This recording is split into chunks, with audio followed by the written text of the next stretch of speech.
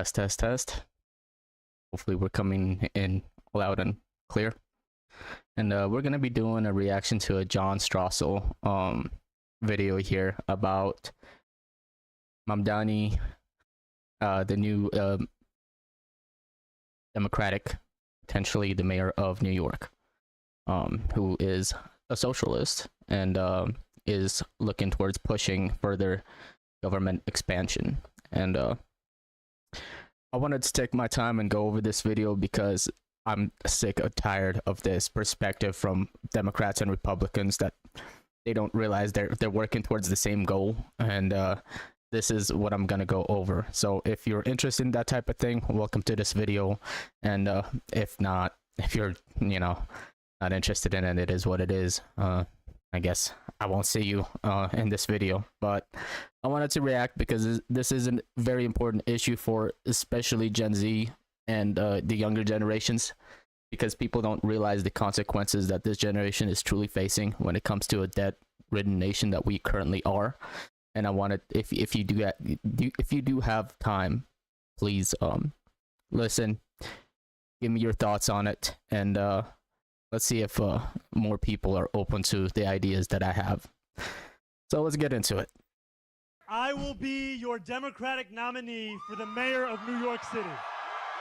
Zohran Mamdani will probably be my next mayor.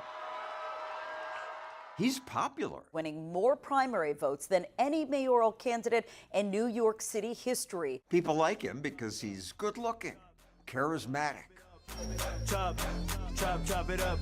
Chop, chop, chop, chop, chop, chop it up. The media can't get enough of him. And joining me now is Zohran Mamdani. They also like him because he's A proud democratic socialist.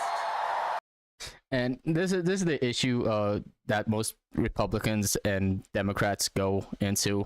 They believe that this world is based on a structure of socialist versus conservative, or socialist versus capitalist, right? And that's the world perception that we're given since we're born. Everyone in Gen Z, that's all they hear. They hear all these social issues and all these issues that are really irrelevant to the big picture, but they focus on these issues in order to distract the main population from really realizing why they're struggling. And I'll go over it and I'll kind of explain to you briefly.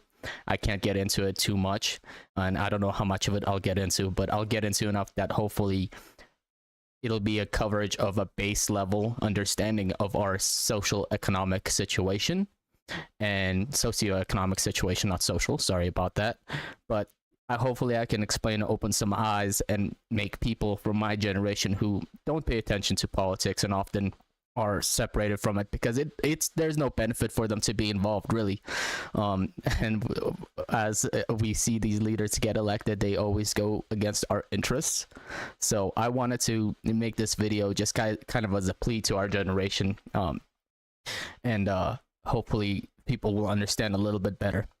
The issues are never democratic or socialist. That is a veil that they put in front of us. That way we can't see the true issues when it really comes down to our United States tax code and how people are destroyed from competing against major corporations, and how those corporations are incentivized by the government and paid by the government.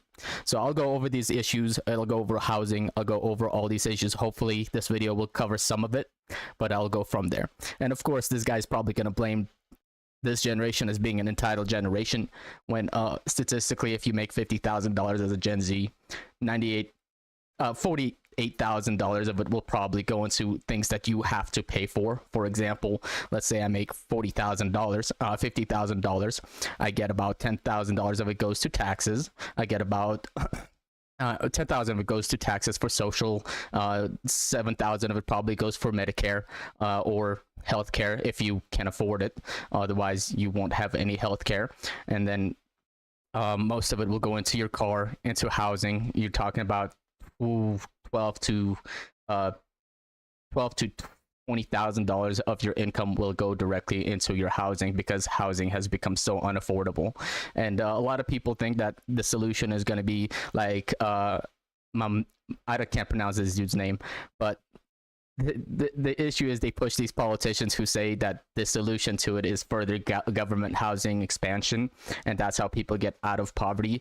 But people don't understand what people who qualify for these programs have to be, that they have to meet a certain amount of being under $21,000 of income, yet they cannot save. If they save a certain amount of money, they will lose their benefits, such as SNAP benefits and everything like that. So there is no mobility for those not lower class, but people with lower income that are on those programs. There is no incentive for them to move up in a financial status. This is designed to make people separated from the issue that are truly important, from people that are low income earners, $21,000 and below, and people that are earners, middle income earners, such as people between $30,000 to $80,000. They all are in the same socioeconomic class.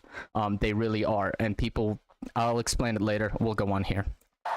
A democratic socialist like AOC. I am here loud and proud to rank Zohran Mamdani #1 for mayor of New York City. They and most of the media have something in common. Do you like capitalism?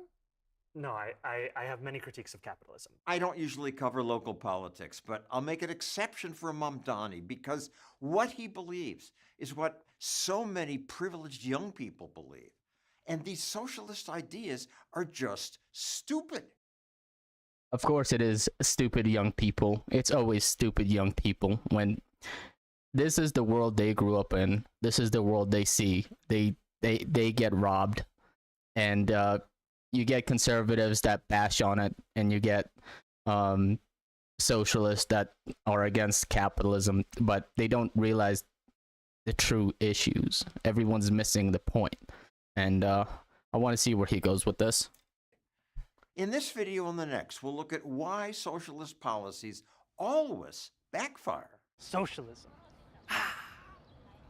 Terrifying word. Mamdani mocks those who fear socialism. He says democratic socialism just means The commitment to dignity, a state that provides whatever is necessary for its people to live a dignified life.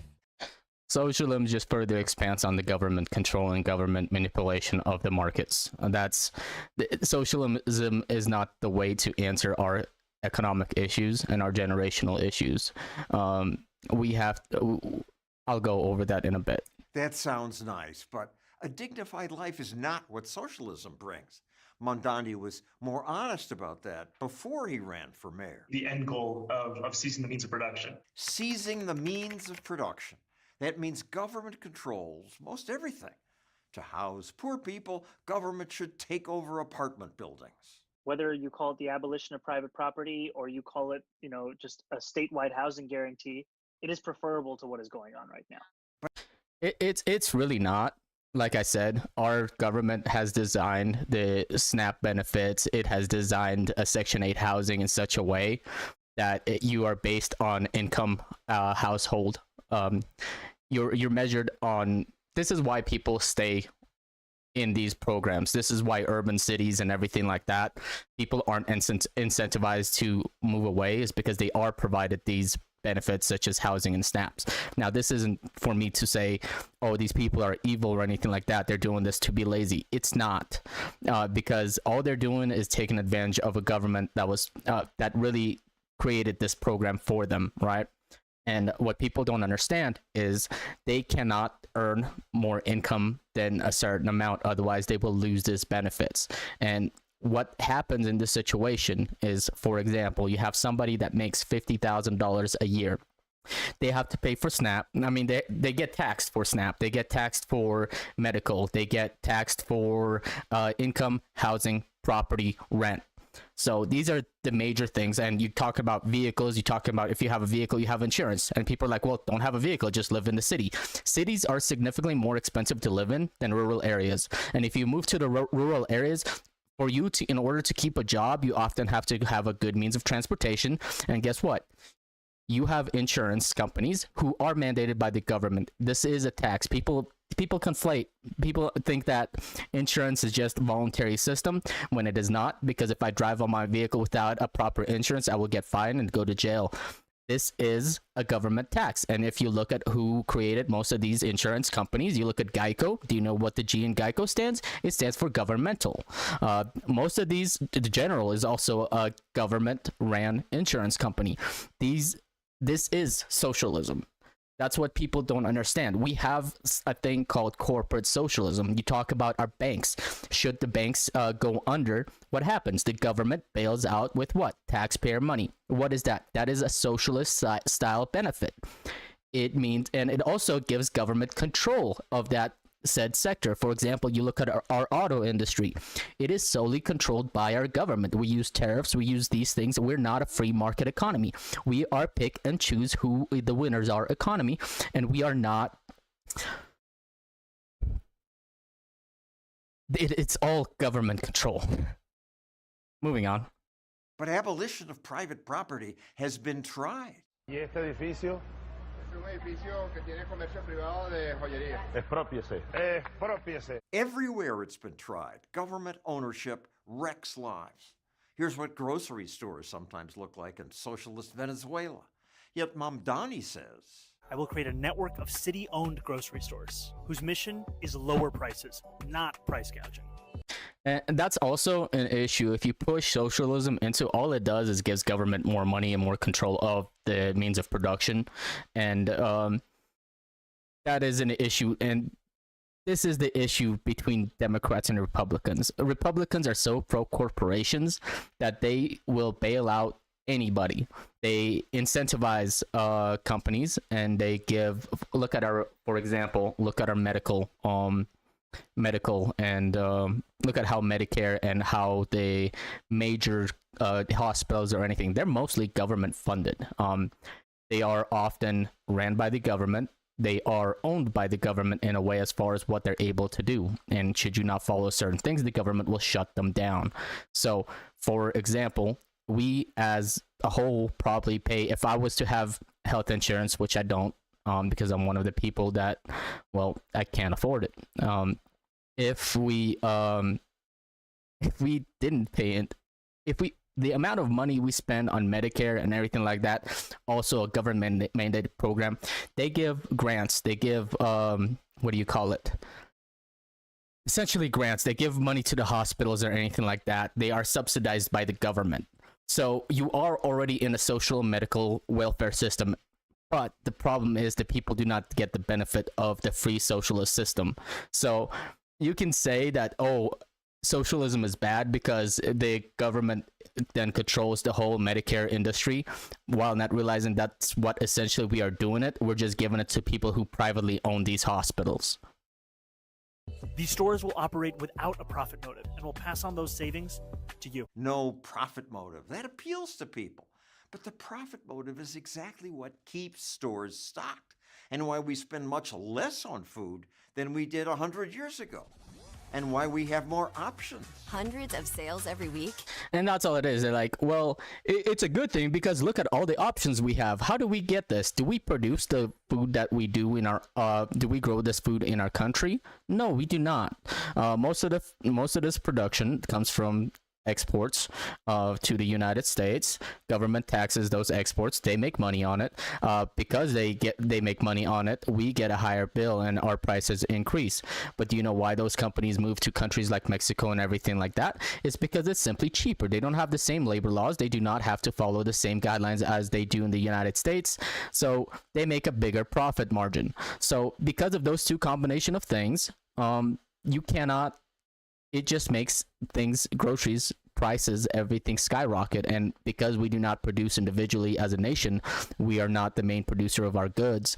We are not able to get that money that we spend in our groceries back into our local economies, making our local economies poorer. We have choices because capitalists must compete to get your dollars. They do not. You look at industries like Walmart and everything like that, they have received massive government subsidies and massive government grants in order for them to exist. They also get massive tax breaks. With those tax breaks, they're able to save most of their profits and use that profit in order to further expand. This does not mean that this creates a free society or a free capitalist society. If the government chooses who they give the bailouts to, if they choose that, hey, this company is too big to fail, that is what socialism is. This is base level socialism. I don't understand how people can't understand that or get that around their heads, because it is not a concept that is foreign. The problem is our media does not portray it the way it should be portrayed, and people are misguided as far as what their beliefs are, as far as how the government subsidizes business. Compare your experience at your profit-seeking grocery store to dysfunction at the DMV. Government services bring tedious bureaucracy. People say hours-long waits have been greeting them at the doors. I don't want my grocery store run like that. And they'll always point out to all these poor South American nations, a lot of them, they'll blame it on those socialist nations, when people don't realize that those nations were also embargoed by the United States government because they were not part of the Western market. So what happens is, in that case, like say, let's take Cuba for example, in the 1960s, because they became socialist with Che Guevara. I think that's the revolution. I think it was Che. It might not be. I might be wrong. I could be confusing Fidel and Che. It's fine. I'm not a socialist, so I don't study those people too much. But I understand the economic sanctions that were placed on those nations. So you have to understand that if a country doesn't align with Western principles, and they align with socialist government, United States will embargo those nations and not be able to let them compete in the market with the West, therefore creating a non-competitive market against those countries. So those countries, obviously their production is going to go down. Obviously there's going to be more self-reliant people, and they'll show, look at their superstores, look how empty they are, not realizing that most of this is a direct cost of the United States and its policy towards foreign markets that are not in the same market with the United States. Shelves are empty at an East Kansas City grocery store that's gotten millions of dollars from taxpayers. Cities have tried. And that's the thing. This superstore, for example, was subsidized millions and millions of dollars by the United States government, right? If you are in a free market society, then they're not competing at all. They're just getting government grants in order to exist. For me, as a human being, I am not subsidized by the US government in order for me to survive, right? Whereas these corporations, for example, they get business tax, they get, business cost taxes that they can write off. They can write off their losses. They can write off whenever they didn't make a profit, and then they get bailed out by the government. That is socialism. Subsidizing groceries, but the results aren't pretty. A rotten smell comes through the door, and anywhere you turn, you'll see products that need to be restocked. I watch people walk in and walk out. Yet Mamdani promises city-owned grocery stores with guaranteed lower prices. Even if Mamdani's stores work better, they'll cost tax dollars and take customers from businesses that pay taxes. How are you going to try to come in and disrupt our livelihood? Mamdani doesn't discuss how subsidies destroy private tax-paying competition. Private tax-paying competition, that is an amazing oxymoron, because they literally pay probably less than % tax because they are business. So if I was, for example, able to keep 90% of my take-home check, I would be able to actually live. But the fact is, the cost of living, due to these corporations, due to these companies that are subsidized by the government, I cannot afford to compete with them. They simply make more money. And what are their, if they break antitrust laws, what are their fees? Well, they get $200 million fee. People not realizing that they've already made $1 billion profit on that $200 fee. Therefore, it's not even a tax. Money to them doesn't matter. They run on debt and they run on the markets. So what they do is they essentially buy land, they control the markets, and they just manipulate anything to make it non-competitive. For example, why does Bill Gates buy so much farmland in the United States? Well, he's heavily invested into a company called Tyson Foods. And what happens with that? Well, Tyson Foods produces meat. Their main competitions before 1980s were small markets, small farms and everything like that. But what happened? Well, we input in EPA laws. We made things so expensive for farmers to produce their own food that they're not able to compete with these massive corporations. So what happened? Well, they had to shut down. And guess what happened to those farms and anything like that? Well, they got bought out by billionaires. Now, another thing that the way it works is Bill Gates, because he's heavily invested in Tyson Foods, he makes money. So what is his incentive to produce farm animals or anything like that, produce on his own?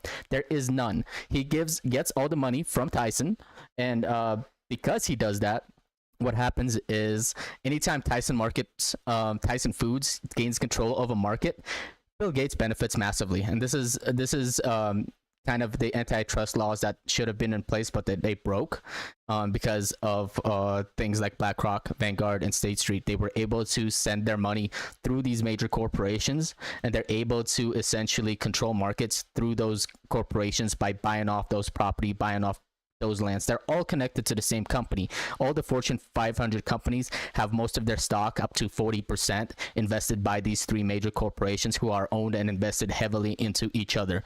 So this creates a market to where we cannot compete. All the government grants go to their own businesses, whether it's a small or whether it's a front business. That's a small portion owned by Bill Gates, for example. They make money regardless. All they're doing currently is destabilizing the competition, making small markets disappear. Look at any small town that's become a Walmart town. This is by design, and it is by the government overexpanding its reach and implementing these EPA laws and implementing all these laws that make it seem like it's a good idea because they're using environmental factors as the main thing, when we've gotten dirty as a world because these major corporations, all they do is they send their work over to China. They send all their not food production, but they send it to Mexico.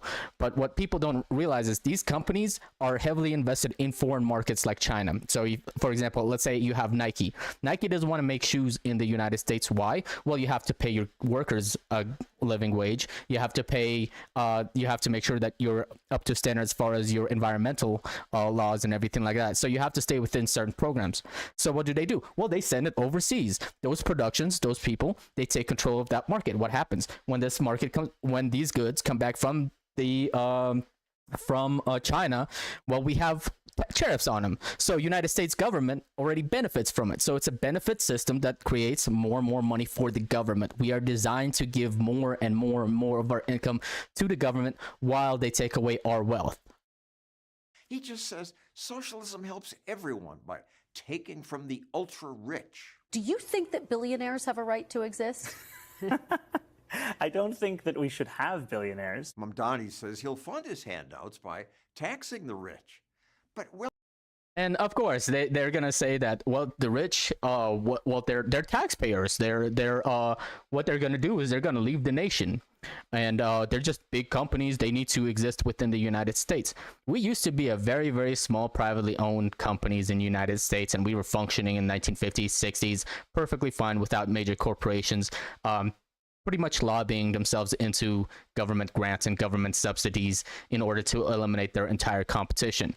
We are not a capitalist nation. If we were a free market society, we would not be given grants to the banking system like we did in 2008, to where in return, because they failed the system, because they gave out all these loans that were unaffordable and everything like that, it created there's a reason why they gave these people those loans. So what happened essentially was they gave all these people loans at a high interest rate, knowing that in future they could not afford it.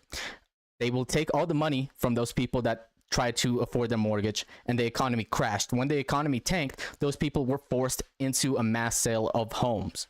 So when those people were forced into mass sale of homes, the corporations themselves, who didn't have much market competition in the residential areas, took control of those areas. You talk about some cities like Phoenix, their housing market, single home family units were essentially bought out by one company, essentially creating a monopoly in Phoenix.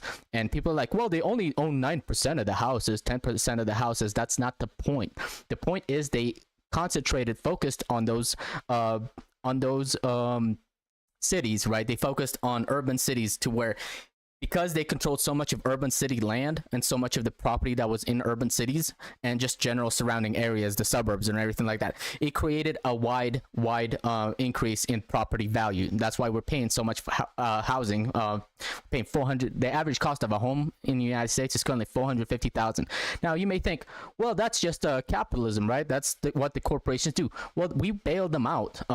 We bailed out these banks, and they used that money in return to gain that market. What does that cause? What's the cause of effect of that? Well, housing got expensive. Well, why does the government benefit from it? Because residential property taxes is how they make their revenue. So the government is a revenue system, and then they implement all these other laws that just create more and more backtrack. It's literally just designed to take away money from the taxpayer. People like Joel here, they defend this practice because they think that's capitalism. They widely benefit from it. They are controlled mouth. They are controlled opposition. That is what is controlled opposition. Wealth taxes never bring in what's promised. People don't work to pay taxes. Economist Art Laffer famously pointed out that at a certain level, higher taxes stop bringing in more money. Because okay, that's a very, very good point right here. So check it out. So we have from 0 to 100, well, 0 to 100% tax rate, right? And this, after 50%, it becomes prohibitive, right? That's what they're saying. So how come the corporations aren't currently paying 49% taxes while gaining, that's literally, they're still profitable at 49. Why aren't they paying 35% tax? Most corporations pay under 10% as far as what their tax, as far as on their revenue. And most of it, the losses, they pay it, they write it off, right? So you don't have to be profitable as a business. If you have losses, you can just literally write it off and you can continue to exist. Are people allowed to be like that? Well, no, because we have to buy our food, we have to buy our water. We cannot write off things like our gas expenses. We cannot write off our food expenses. These are things that are cost for us to exist. We are in itself we gain less benefit from the government than the corporations do, and that's what people don't focus on. They focus on these things that are social issues. They focus on LGBTQ is destroying this, or the minorities, or the issues is caused by all these people on welfare. They are not a cause. They are a symptom of what this society has become and the government dependency that they create, because they intentionally create it in order to control markets. We're tough. We're in a tough situation. Taxes stop bringing in more money because rich people work hard to escape high taxes. Yes, they do. They'll change where they earn their income. They'll change how they earn their income. They'll change how much they earn, when they receive the income. They'll change all of those things. Oh, boo-hoo, a billionaire is gonna leave. Do you realize that this billionaire, if they try to do that, they cannot exist in the market of United States? So you say if these people, because we're gonna raise taxes on them, for example, if we make businesses pay as much as, you know, the average citizen does in taxes, and we don't give them the benefits of writing off their cost of expenses or anything like that, you do realize what would happen is it would just create a competitive marketplace. More people in the United States would be able to afford to compete with big corporations. There isn't going to be as wide of a gap between what the average person, they can afford a house. But the society and the current business practices that we're in, they're all getting lobbied. All the major business contracts and all of these major corporations, they lobby directly to the government. They spend billions of dollars every year on it just to get government benefits, to implement EPA laws, to implement all these laws that are going to keep the small people from competing against them. And it creates a market control, a market dependency. There was a reason why Walmart was so cheap back in the day, is because those companies did not control the market. But now they control 20-30% of the market, meaning they no longer have to compete. They can just shut down and buy out their competition. People sold out, and people blame this on the boomers and everything like that. That's not a boomer issue. It's never been a boomer issue. In 1970s, laws were passed to make things anti-competitive. The things that changed how our society isn't the boomers because they voted in a certain way, because honestly their vote didn't matter. Boomers voted for JFK and he got shot in the head in front of their televisions. Everybody was watching it. You do understand that. How do you think boomers felt after they saw JFK get shot? They no longer were competitive. They no longer cared about policies because they just saw someone who was going to bring this change to them just get shot. And then guess what happens? Well, you got after JFK, they started implementing all these laws in 68 and 71 that just they created a society that cannot compete. They created anti-competition laws. They made big business pretty much become the megalith that it became. And we as Gen Z, I'm not Gen Z, I'm millennial. I'm on the last year of millennial group. I was born in 96, so I don't qualify. But however, I grew up in watching the 2008 housing market crash. I grew up seeing the expansion of social media, which created a boom for my generation as far as their wealth, but it did not create enough wealth for it to go around. Only certain people became wealthy. Then what happened? If you're a Gen Z, you get into the job market, and guess what happens? You have automation take it over to where you no longer can get all these high-paying jobs that you used to be able to do. Or what happened to the well, you can always go work in construction. Yes, you can until your body gives out. That's where we're at. I have a messed up shoulder because I was working as an apprentice electrician, and I cannot afford to get it healed. I cannot afford to save it because I can't do much with it. I can do my push-ups and everything like that, but there is heavy amount of pain I'm through, simply because we're in a society to where I was making $70,000 a year, yet most of my money went to taxes, rent, car. People are like, well, that's not responsible. I was a single person. I still am a single person, a single income male, which means I get taxed higher, which means my insurance premiums are higher, which means my health insurance is higher, which means my everything for me to exist is at a higher cost than it would be for someone that's an older gentleman. Because, for example, if you're on if you're getting social benefits from the government, you don't spend as much. There's government programs for seniors and everything like that give them more benefits as far as healthcare and everything like that. I can't afford the same privileges, but this is why my generation is absolutely fed up with our system. We get all these boomers. Well, I used to work 2 jobs and I busted my butt. All it afforded me was a house, a family, a happy life, and I was able to afford vacations to Europe. I was able to do this just because I worked hard. If I worked hard, all I get is a bum shoulder and I can afford a thing. I have no pension. I have nothing that will give me future benefit, and I have nothing that can actually provide and sustain me past my I can't grow. I can't have a family. I can't afford this. And people say, well, you're a doomer.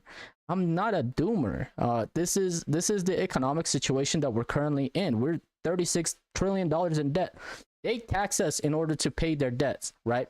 We get higher tax. And they do it through like social expansions. They do it through like Medicare. They do it through things. They push these things that they say is beneficial to things, but I can't qualify for Medicare. I make too much money.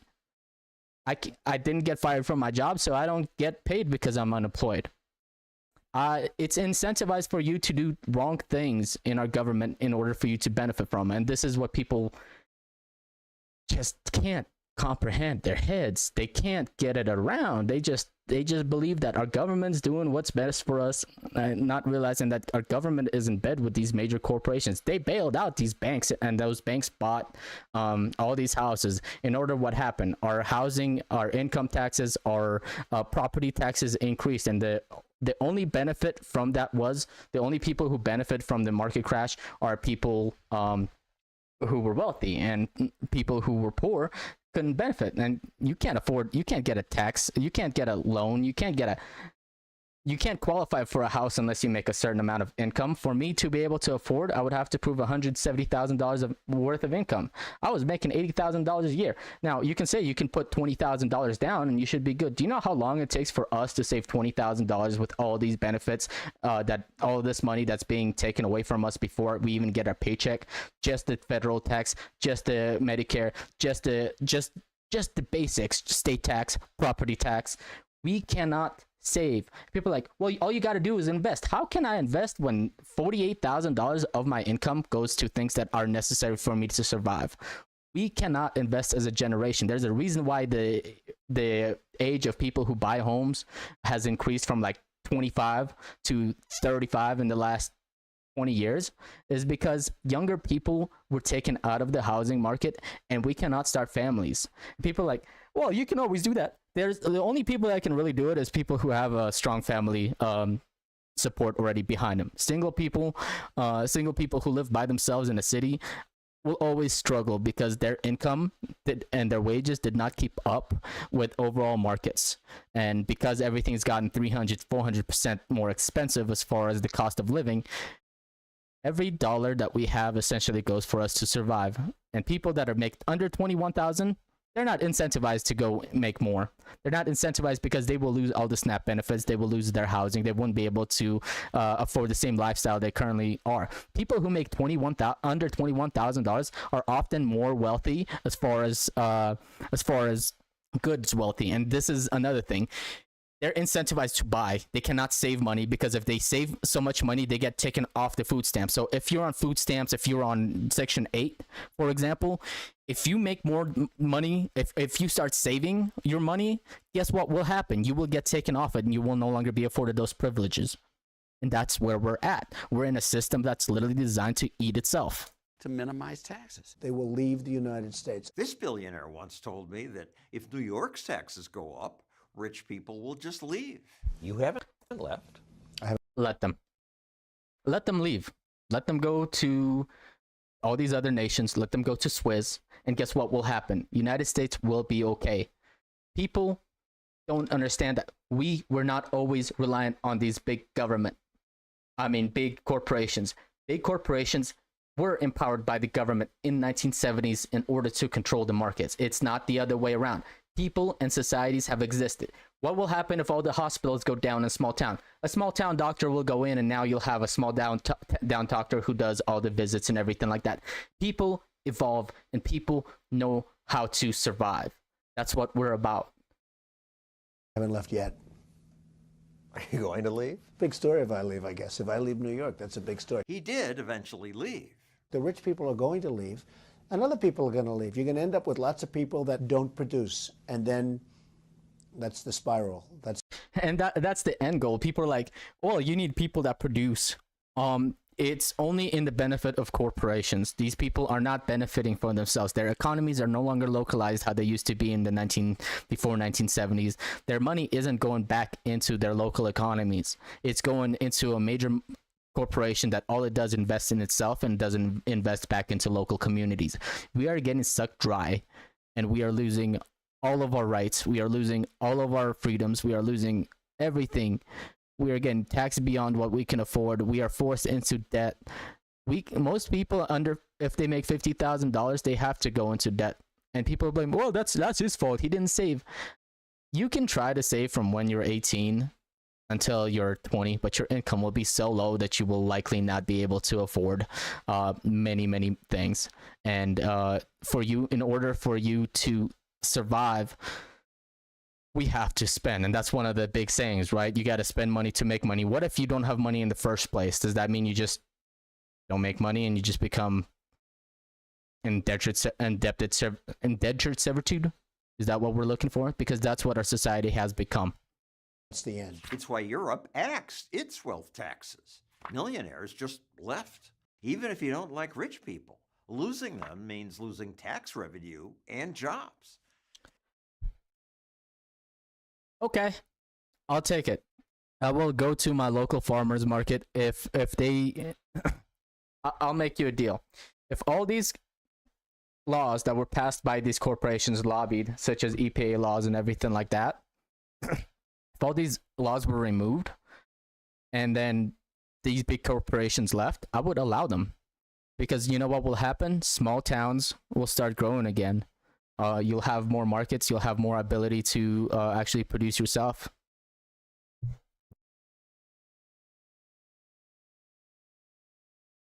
And that's what Republicans try to push, right? Self-reliance and everything. But that's a lie. The way the conservatives, true conservatives, are not pro-corporatism. They're not pro-corporate expansion. They're not pro-government subsidies. They are pro-independence. They are pro-individuals having the ability to earn themselves. And that means that if these companies leave and there is, all it will create is small market competition. Smaller shops will open up again. Smaller industries will pop all over the United States. And guess what? The economy would recover. In America, it's even easier to leave your city or state. Millions have already done that, fleeing places like California, New York, and Illinois. Mamdani sometimes knows this. We are talking about our tax base growing smaller and smaller each day, with New Yorkers leaving. Everybody's going to check out a Dodge while that guy's around. This is controlled competition. Both of these companies preach for the same thing. One of them preaches for corporate control. The other one preaches for government control. Both of these things are bad. It's crazy. It's not like this is a new idea. Does Mamdani even know that his state already tried high taxes on the rich? They didn't work. We projected that we'd get $4 billion, and we actually got well short of it. Maryland tried it too. It was supposed to bring in $106 million. That's right. What happened? They lost $257 million. Surprise. Surprise! We control the competition. We give money. We choose who wins, who loses. As far as we give incentives to major corporations in order for them to make a local economy uncompetitive. Of course, it's not a surprise because both parties are the same. Well, I'm surprised. Nobody should be surprised. They're out of here. These people weren't stupid. Do Mamdani's supporters think this time will be different? In my next video, I'll cover more bad ideas from the socialists. Just economic policy. I'll skip things like defunding the police, globalize the intifada, and Mamdani's lack of experience. Horrible ideas. Defunding the police is a horrible, horrible idea. However, giving too much funds to the police is also, and incentivizing the police to make revenue from the taxpayers based on laws such as speeding laws and everything like that, are also very, very much anti-people. The socialist economic proposals, like his $30 minimum wage, are bad enough. To make sure you get our next video, subscribe and hit the notification. And the thing about the minimum wage, that's not going to do a thing. If you raise the minimum wage, what will happen is you'll just go into a higher tax bracket. And guess what? You will just pay higher taxes and you'll still remain in the same financial position that you were before. It's a lie. It's like I said, this is propaganda. Let's read some of these comments here. And it's going to be obviously all people that don't understand what really the main issues are, and they'll say, oh, socialism's so bad, socialism, when they don't realize that there is corporate socialism that is in place in the United States that literally benefits only the corporations and does not benefit the people. So we either have no government subsidies and we say, hey, we're not going to be socialist, and we take away government abilities to choose who wins, who loses in the free market, or we go full socialist, right? Those are the two options they give you. They don't give you the options of, how about we just cut our government taxes? How about we input things such as, for example, if a company breaks antitrust laws, how about we, instead of just give them a financial fee, how about we make them sell the property in a public auction, for example? Let's say Apple, or let's say an American company breaks antitrust laws such as Microsoft, which I think they're already doing. Why don't we just have them sell off their assets in the value of fees? Well, because that's the only way that these companies would actually lose power. If they are forced to sell to the public, and it has to be done in the public space. It cannot be government forfeiture, because then that would just give government more control. If it has to be sold in public auction, guess what? That will just create more competition, and it'll actually have more results as far as how these companies operate. They will be more likely to follow laws, and they will more likely try to avoid any things that may compromise their image. So let's see. The mouse dies in the trap because it doesn't understand why the cheese is free. Socialism. Guess what? You are in that status. You are the mouse right now. You just defend you not capitalist. You defend a corporatism movement that literally robs you. Look at the medical field. They charge us more than 10 times the amount for our medicine, even though we have paid for most of their ability to create and exist. We funded those hospitals. We funded the research. We funded this medical institutions, yet they charge us 10 times more than they would sell to a poorer nation or a nation that is elsewhere. That is price gouging. That is the laws and things they do, and it is disgusting. I remember when America knew that communism was a bad thing.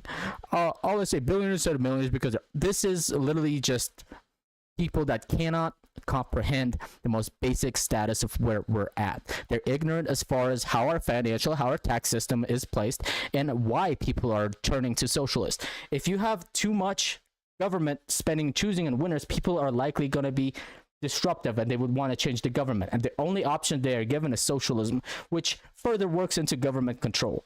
This is just the reality we live in. Gen Z, I think we're cooked.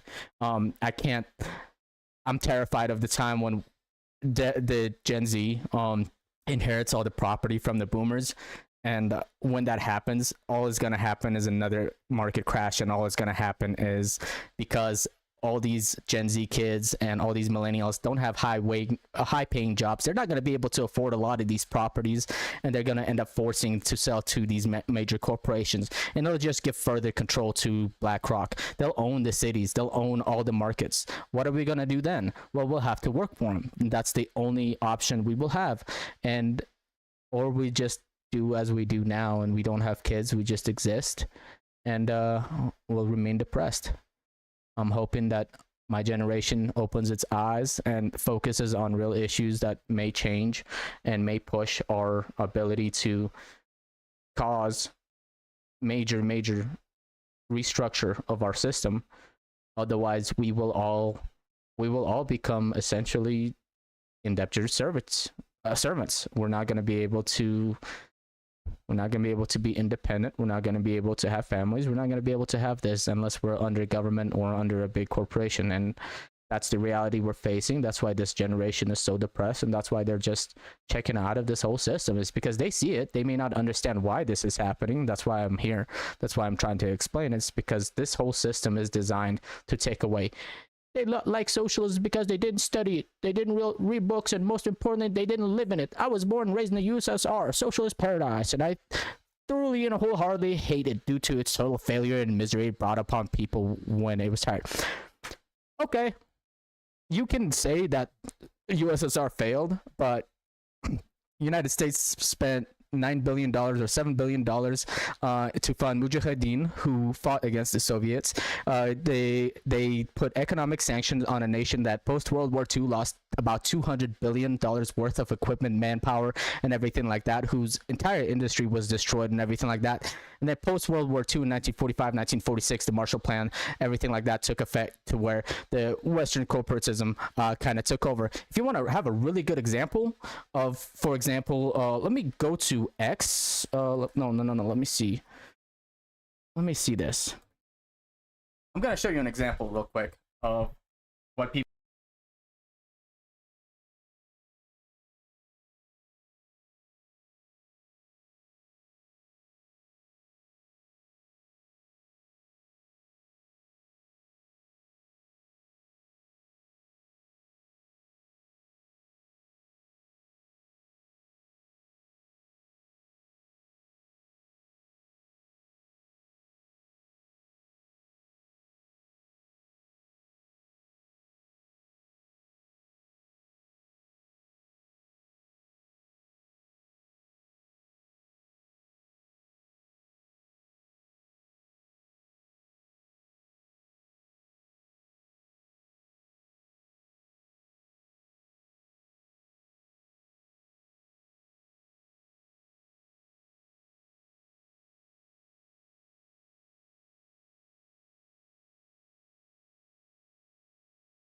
CIA coup.